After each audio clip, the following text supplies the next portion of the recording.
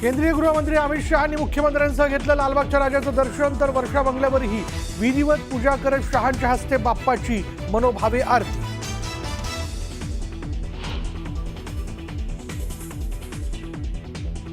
चंद्रपुरातील गणेश मंडळासमोर तिरुपती बालाजी मंदिराची प्रतिकृती 21 फुटी मूर्तीनं वेधलं लक्ष, भाविकांची दर्शनासाठी गर्दी.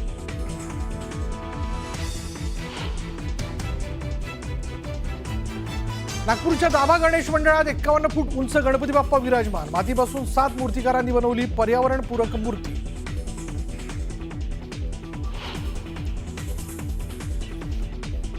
रत्नागिरी जिल्ह्यातील दापोली तालुक्यात गणेशोत्सवाचा उत्साह शिगेला, भजन कीर्तनासह दापोली श्रद्धा, परंपरा आणि आनंद यांचा सुंदर संगम.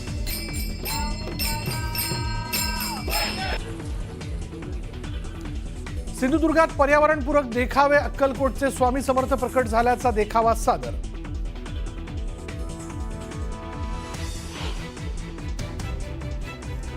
आणि भिवंडीत उत्तर प्रदेशातील इस्कॉन चंद्रोदय मंदिराची 130 फूट उंचीची प्रतिकृती गणरायाला परिधान केले, 25 किलो चांदीपासून बनवलेले आभूषण.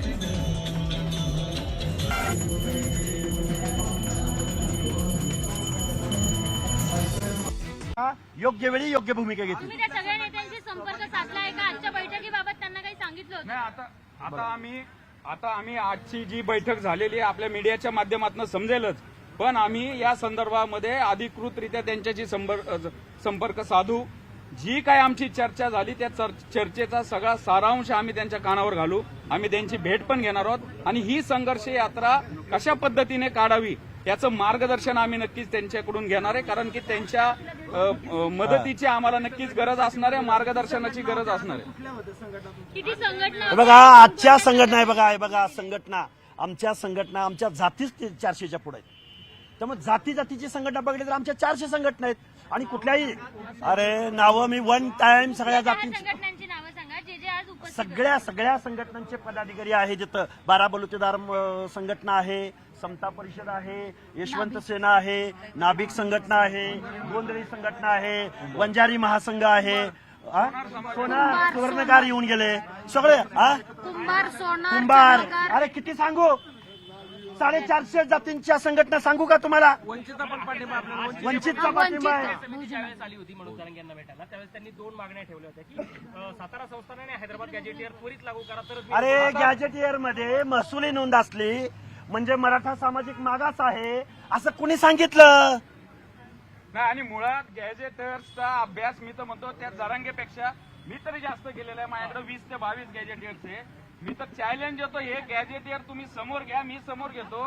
त्या हैदराबाद गॅजेट मी आंतरवालीला असताना मी काढलं होतं, त्याच्यामध्ये मराठा समाजाची लोकसंख्या वेगळी, कुणबी समाजाची वेगळी. साताराचं गॅजेट आता माझ्या गाडीत मी आता तुम्हाला 2 मिनिटात दाखवू शकतो. याच्यामध्ये मराठा समाजाच्या चालीरीती, त्यांना कसे क्षत्रिय आहेत ते वेगळं, कुणबी वेगळं. उलट हे गॅजेटियर आणा.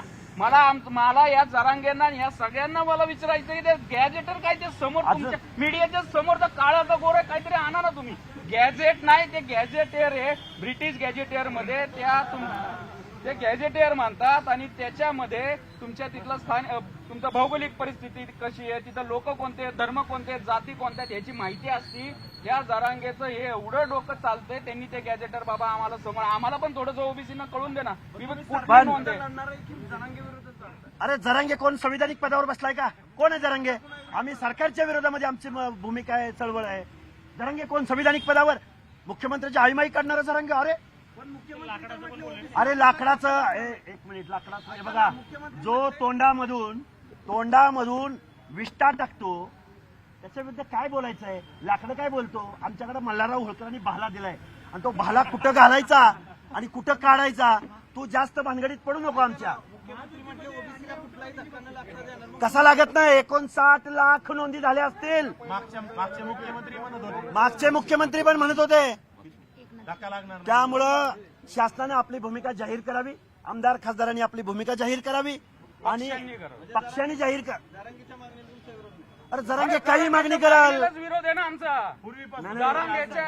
जरांगेच्या बेकायदेशीर मागणीलाच विरोध आहे. ती मान्य होऊ नये म्हणून तर आम्ही हे सगळं आता इथं आमची भूमिका मांडतोय. म्हणजे जरांगे आणि सरकार या दोघांच्या विरोधात तुमची भूमिका आहे. प्रश्नच नाही, आमचं आरक्षण टिकवणं. जरांगेच्या बेकायदेशीर मागणीला बळी पडून, दबावाला बळी पडून सरकारने ओबीसीच्या विरोधात निर्णय घेऊ नये असं आमचं स्पष्ट म्हणणं आहे. सरकारला सरकारवर कोण दबाव? जरांगे दबाव आणतात. अरे तुम्हाला माहिती आहे ना, तुम्ही बघा ना तिथं अख्खी मुंबई जाम केलेली आहे. 12 ते 15% लोकांनी मुंबई जाम केली. जाम केली. टक्के लोकांनी काय होईल? मीडियावाले आपले हे असू द्या.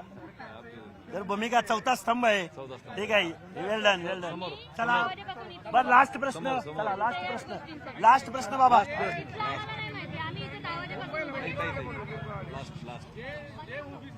जे आमदार आणि जे खासदार, परत एकदा सांगतो संपूर्ण महाराष्ट्राला, सांगोल्याचे आमदार डॉक्टर बाबासाहेब देशमुख, माढ्याचे आमदार अभिजित पाटील, माळशिरसचे आमदार उत्तमराव जानकर, बीडचे खासदार बजरंग सोनवणे, माजलगावचे आमदार प्रकाश सोळंकी, संदीप क्षीरसागर, तो पापडे आमदार कोण, विजय पंडित, बंडू जाधव, जेवण पुरवलं अंबादास दानवे, आष्टीकर, ओमराजे निंबाळकर, निलेश लंके. तुमचं ओबीसी आरक्षणाबद्दल काय मत आहे? कैलास पाटील, अजून कोण? निलेश लंके. भाजपचे राणा ते काल त्यांनी जेवण पुरवलं ते सुरेश धस. निलेश लंके. तुमचं ओबीसी आरक्षणाबद्दल काय मत आहे ते सांगा, नाहीतर या आमदार खासदारावरती ओबीसी बांधव त्यांच्यावरती बहिष्कार घालतील, बायकॉट करतील. पापड्या झाला की किती वेळा पापड्या. हा? चला, धन्यवाद.